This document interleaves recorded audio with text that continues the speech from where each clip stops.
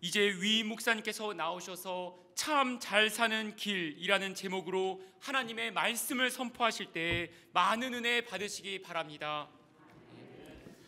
할렐루야. 오늘 시온 찬양대 조용하고도 봄의 정취를 느낄 수 있는 귀한 찬양 너무 감사를 드립니다. 참 잘하셨습니다.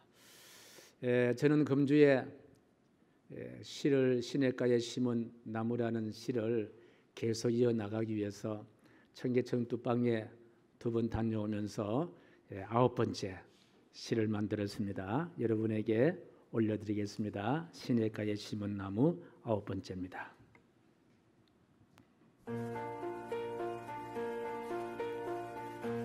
시냇가에 심은 나무 9번째. 벗어나고 싶은 해묵은 고난들 쉴 틈새도 없이 쫓아오더니 교회 지붕 위 녹슨 종탑 붉은 십자가에 걸렸습니다. 봄햇살 십자가에 머물 때 고난은 무수한 결박을 벗어 껍질도 남기지 않은 채 한마디 소리도 없이 떠났습니다.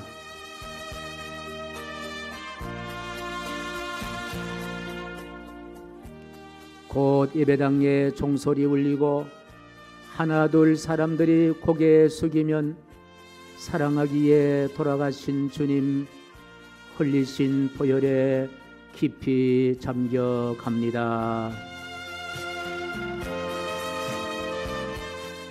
이젠 고난도 은총이 되는 시간, 성전 문지방에서 생수 터지니 난 샘 곁에 심긴 나무라. 아멘이요. 영원한 축복입니다.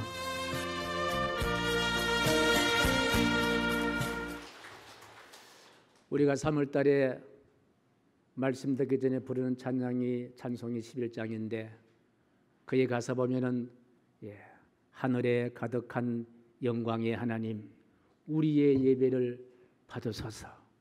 오늘 우리의 예배 하늘에 가득 찬 영광의 하나님이 받으시는 거예요. 여러분 한 분 한 분을 하늘 우주에 가득하신 그 하나님께서 한 분 한 분들의 마음을 받으시고 정성을 받으시고 삶의 그 자체를 받으시고 실존 그 자체를 받으셔서 어떻게 하면은 잘 살 수 있는 사람 만들어 주실까? 어떻게 하면 시냇가에 심은 나무처럼 복 있는 사람으로 살게 하실까? 그 하나님이 먼저 이곳에 오셔서 우리를 받으시고 우리를 기다리시는 하나님, 그 하나님의 은혜가 저와 여러분들에게 충만하기를 간절히 축복합니다. 이 한 시간의 예배가 우리의 삶이 바로 유토피아, 참 잘 사는 삶, 그리고 하나님 나라를 경험할 수 있는 축복되기를 간절히 소원하고 또 한 분 한 분들에게 우리 하나님의 위로하심과 자비하심과 넉넉하심과 해결하신 하나님의 귀한 은총이 충만하기를 간절히 소원합니다. 무릉도원 이야기를 시작하겠는데요. 여러분 무릉도원 잘 아시죠? 이 무릉도원이 만들어진 배경에 한 1600년 전에 그 중국의 송나라에 도자미란 유명한 시인이 있었습니다. 이분은 자연을 소재로 해서 정서적인, 그러니까 정적인 시를 많이 쓰신 분인데 이분이 호가 바로 연명이라는 호가 있는데 그리하여 이분을 보통 도연명 그렇게 부릅니다. 이분이 만든 작품 가운데 도화원기라는 유명한 글이 있는데 그 글에 등장하는 이런 내용이 있습니다. 무릉이라는 곳에 사는 한 어부가 그날따라 고기를 잡으러 나갔는데 그 강에 아주 복숭아 꽃이 많이 떨어져서 흘러내려오더라는 거예요. 그래서 이 어부가 복숭아 꽃이 떨어오는 그 길을 따라서 배를 몰고 가다가 이제 동굴을 지나니까 세상에 그 동굴을 지난 펼쳐지는 곳에 아주 복숭아 꽃이 얼마나 만발했는지 그곳에 지나고 보니까 복숭아꽃 향기가 가득하더라는 거예요. 우리 저희도 4월달 5월 되면요, 이 답심리에 아카시아 꽃이 피기 때문에 아카시아 꽃이 아주 만발하잖아요. 그래서 이 어부가 이제 그 복숭아 꽃에 취해서 고기 잡는 것은 이제 포기하고 그곳에 사람들이 이제 농부들이 농사를 짓는데 보니까 얼굴이 너무나 환하고 기쁨과 감사가 넘치고 행복하고 걱정 근심 전혀 찾아볼 수 없고 오늘 예배드리고 있는 여러분처럼 얼굴에 미소 가득하면서 그렇게 아주 평화롭게 평화롭게 그렇게 참 농사짓는 모습을 보았다는 거예요. 불만도 없습니다. 갈등도 없이 보이고요. 그저 이 어부가 살던 전에 있는 세상과 너무 다른 세상인 거예요. 얼마나 아름답고 얼마나 아주 행복한 그와 같은 모습을 보면서 이제 헤어질 시간이 되었는데 이분이 다시 이제 집으로 내려오면서 눈도장을 꾹꾹 찍습니다. 왜 그럴까요?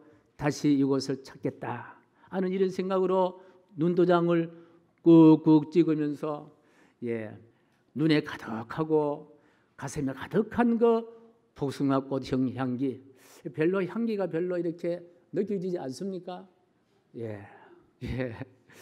그래서 이제 고향에 사는 곳에 돌아와서 그 마을에 태수에게 이야기했더니 뭐 태수라 하면은 우리나라의 한 면장 정도 되지 않겠나 하는데 태수에게 이야기했더니요. 그 고을의 태수가 나도 한번 가보리라 하면서 이제 이 어부를 앞세워 가지고 이제 복숭아 꽃이 만발한 그 지역을 찾아가는데 찾아갔겠어요? 못 찾아갔겠어요? 찾아갔어요? 못 찾아갔어요? 못 찾아가는 거예요.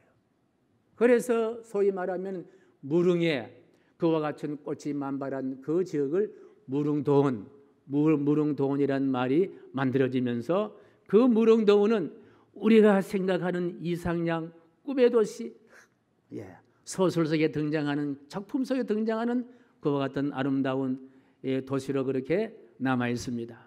우리가 그와 같은 도시에 우리가 처하지 못한다 하더라도 우리가 살아가면서 한 번 정도는요, 한두 번 정도는 무릉도원에 우리네가 살았으면 좋겠다. 걱정도 없고 염려도 없고 근심이 없는 무릉도원에 우리가 살면 좋겠다. 이상양 유토피아, 거기 살면 좋겠다. 이런 생각들을 많이 하게 될 겁니다. 자, 오늘 본문의 말씀 보면요, 니고데모라는 사람이 등장하는데 이 니고데모라는 사람은요, 당시 유대의 관원장으로 그렇게 표시되어 있습니다.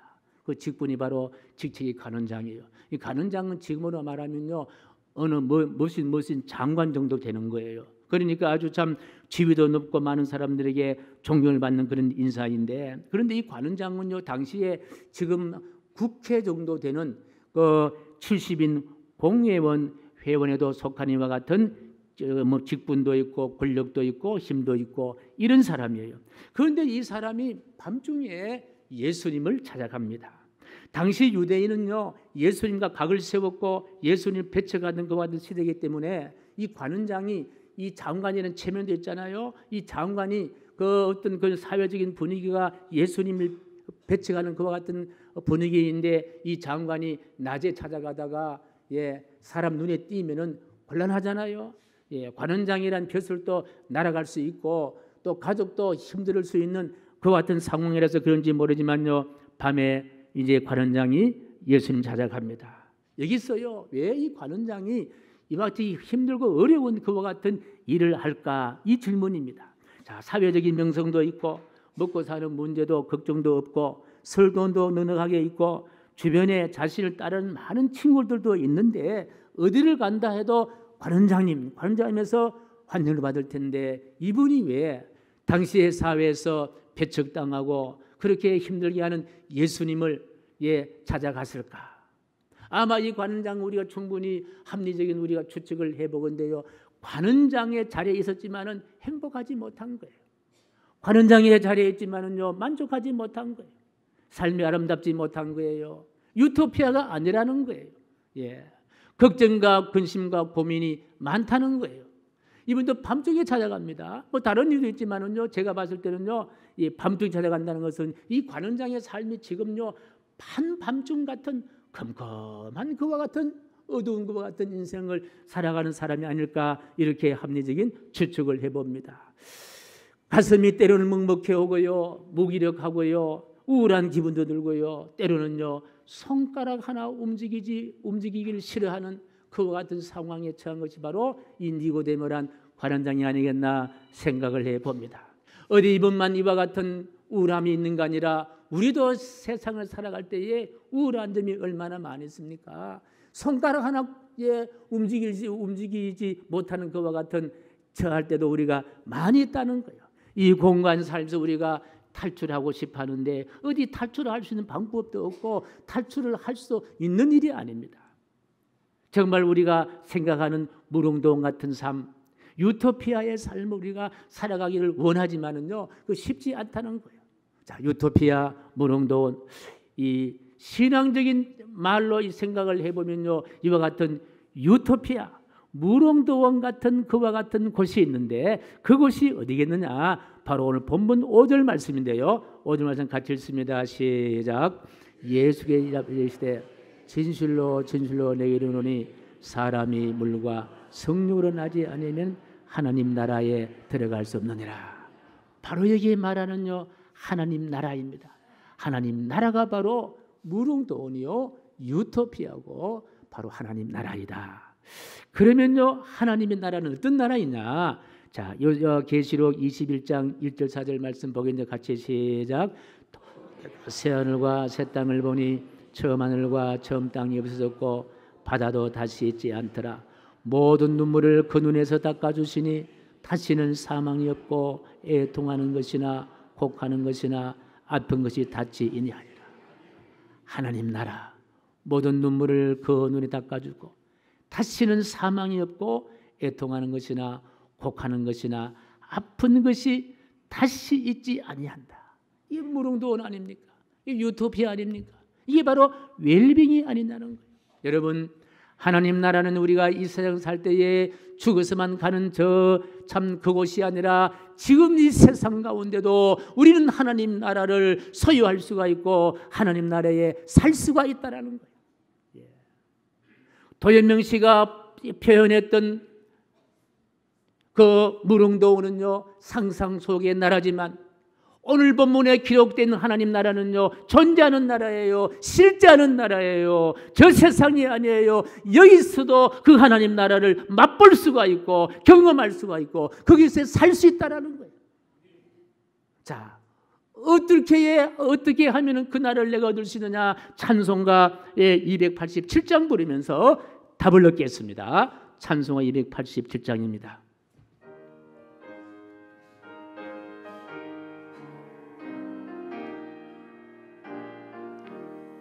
예수 앞에 나오면 모든 죄 받으며 주의 품에 안기어 편히 쉬리라.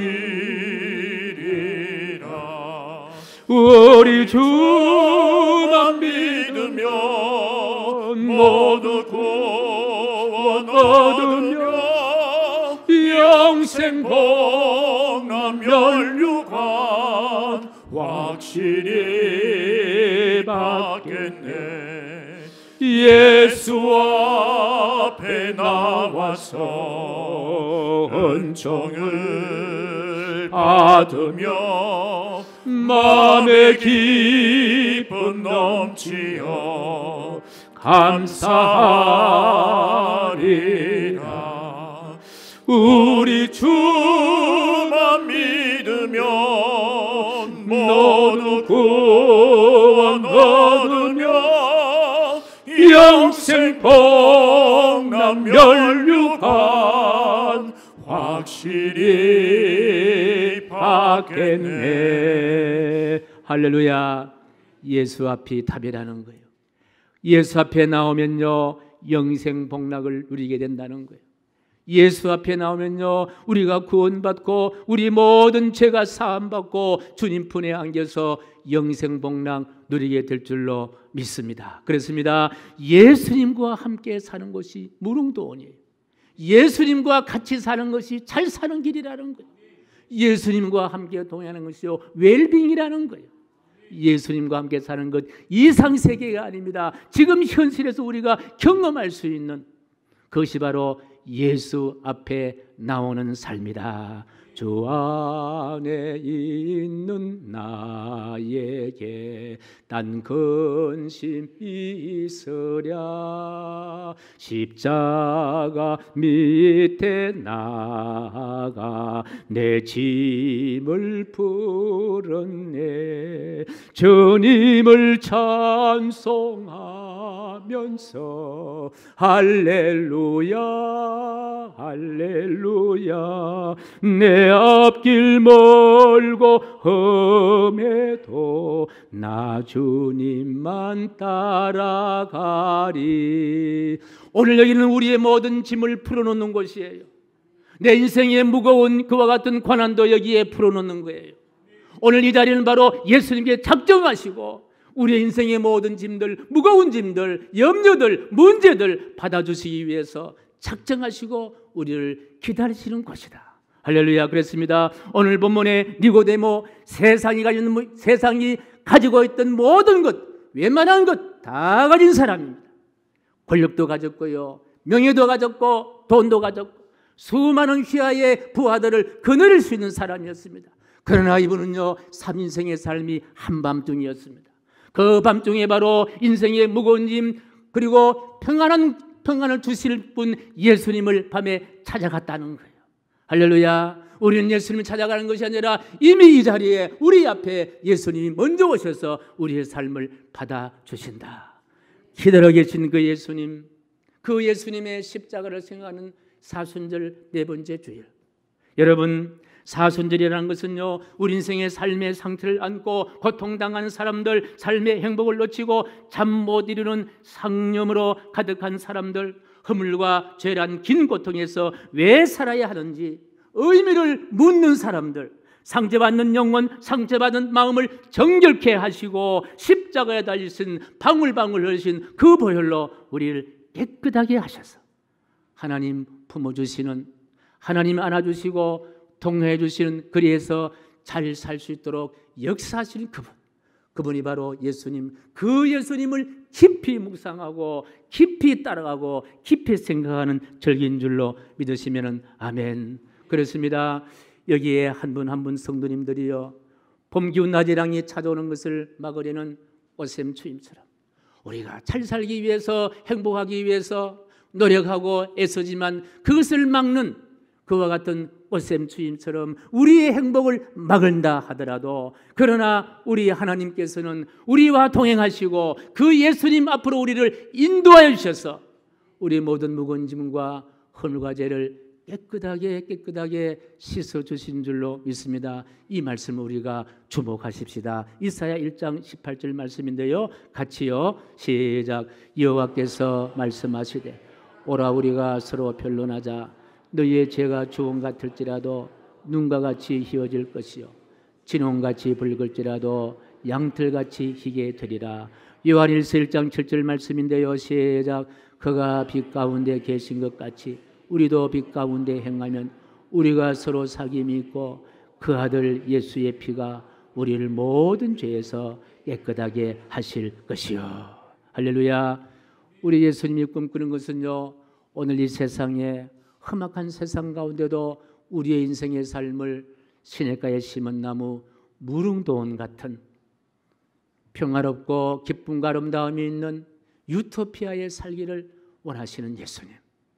그 예수님의 마음 우리가 다 받으시기를 간절히 축복하면서 요한복음 14장 27절 말씀을 다시 읽습니다. 시작. 평안을 너에게 끼치노니 곧 나의 평안을 너에게 주노라. 내가 너에게 주는 것은 세상에 주는 것 같이 아니하니라. 너희는 마음에 근심도 하지 말고 두려워하지도 말라. 우리 친구들이 그래 근심하지 말자, 두려워하지 말자 말은 할 수 있지만요, 근심의 원천이 되는 그 문제를 근원적으로 해결할 자는 이 세상에 절대로 없습니다. 누구만이 해결할 수 있느냐? 십자가에 달려서 그 근심과 걱정과 염려를 다 품으시고 십자가에 달려 돌아가시면서 그걸 껴안고 돌아가신 예수 그리스도 그 보혈만이, 주님만이 우리의 아픔과 우리의 근심 문제를 해결할 수 있는 분이시다. 앨런 레드 패스라는 유명한 분이 계시는데 이분이 목사님이신데 승리하는 그리스도인의 믿음 생활이라는 유명한 책을 남깁니다. 그리스도인이 되면요 특별히 4가지를 버려야 한다, 잊어야 한다 이렇게 말씀하시면서 그 4가지가 뭐냐? 첫 번째로 과거의 죄를 잊어야 한다는 거예요. 과거의 죄. 두 번째로는요 과거의 실패와 아픔을 기억하지 마라, 잊어버려라는 거예요. 세 번째로 과거의 축복도 잊어라. 네 번째 과거의 성공도 잊어라. 그 이유를 이렇게 해석합니다. 과거의 죄를 잊어야 하는 이유는요 하나님이 이미 용서하시기 때문이다. 이미 용서했다는 거예요. 끝내버리셨다는 거예요. 두 번째로 과거의 실패와 아픔을 잊어야 하는 이유는 그것은 바로 실패와 아픔은요 사탄이 들어올 수 있는 통로가 되기 때문이다. 그것도 잊어버리라는 거예요. 세 번째로 과거의 축복도 잊어야 하는 이유는요 그 이유는요 과거 왕년에 내가 이렇게 뭐 했는데 지금의 삶과 비교하는 비교의식 때문에 그것도 잊어버려라. 네 번째 과거의 성공도 잊어야 한다. 이유, 과거의 성공 잊어야 할 이유는 뭡니까? 과거의 성공에 묶여 있다 보면요 지금 현실의 삶을 충실하지 못하고 성실하지 못하고 게으르고 나태하게 된다는 거예요. 이런 것을 잊어버려라. 곧 이런 것들이 인생을 잘 사는 길을 바로 방해하는 방해물이다. 이렇게 이야기하고 있습니다. 사랑하는 성도 여러분, 몇 년 전에 정요한이라는 분이요 북한에 계신 분이 남한으로 이렇게 탈북을 했는데 이분이요 평양에서 잘 나가던 분이에요. 가정도요 평양의 공상당원으로 잘 살던 사람이었다는 거예요. 바이올린을 잘 4살부터 바이올린 연주를 해서 김정일 전용 악단의 악장과 단장 역할을 할 만큼 인정받는 돈도 있고 또 권력도 있고 위치도 있는 이런 사람이었습니다. 그런데요 이분이요 그렇게 대접을 받으면서도 진정으로 마음속에 행복과 기쁨을 누리지 못했다는 거예요. 그 이유는 뭐냐? 이분이 어릴 때 할아버지 계셨는데 할아버지가 이 정요한이라는 분을 무릎에 앉히고 계속 하나님 아버지에게 기도하는 그 모습, 그러면서 그 할아버지가 힘들고 어려운 것을 잘 견뎌나가는 그와 같은 모습을 보면서 그래 인생에 잘 살고 잘 사는 것은 바로 이 길이다. 그래서 이 남한으로 탈출을 하는데요 이 탈출하는 것은 생명과 담보를 하잖아요. 죽으면 죽으리라 해서 남쪽으로 내려와서 일단 여기서 결혼도 하고 모교회를 지금까지 잘 섬기면서 주일 성수를 잘하는 것과 같은 아주 행복한 인생을 살아가시는데 이분이 이런 간증을 남겼습니다. 내가 만난 아름다운 예수님, 살아 역사하시는 예수님을 떠나서는 한순간도 살 수 없다. 그 사실을 탈북민과 북한 주민들에게도 전하고 싶다. 한국교회가 아름다운 예수님을 모르는 북한 주민과 탈북민을 위해 기도해 주시기를 간절히 소원한다.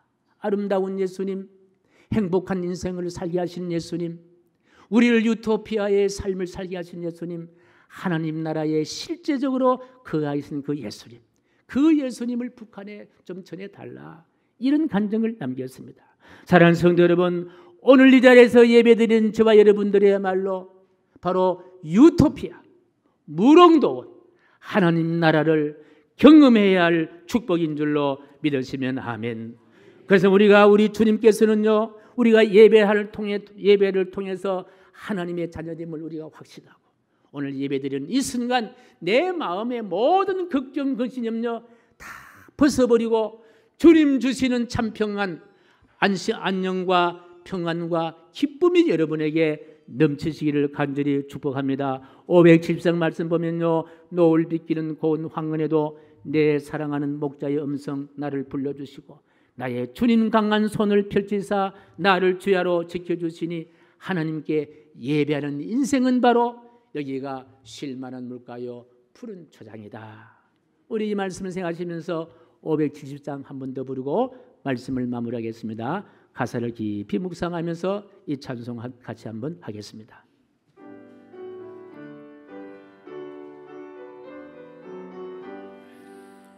주는 나를 기르시는 목자요 나는 주님의 귀한 어린 양 푸른 풀밭 맑은 시냇 물가로 나를 늘 인도하여 주신다. 주는 나의 좋은 목자 나는 그의 어린 양 저를 따라 꼴을 먹여주시니 내게 부족함 전혀 없어라. 예쁜 새들 노래하는 아침과 노을 비키는 고운 황혼에 사랑하는 나의 목자 음성이 나를 언제나 불러주신다.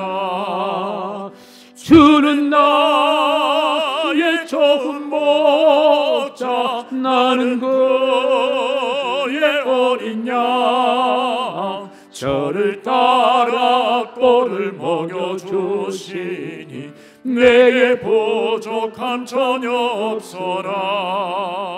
못된 짐승 나를 해치 못하고 거친 비바람 삼지 못하리. 나의 주님 강한 손을 펼치사 나를 주야로 지켜주신다.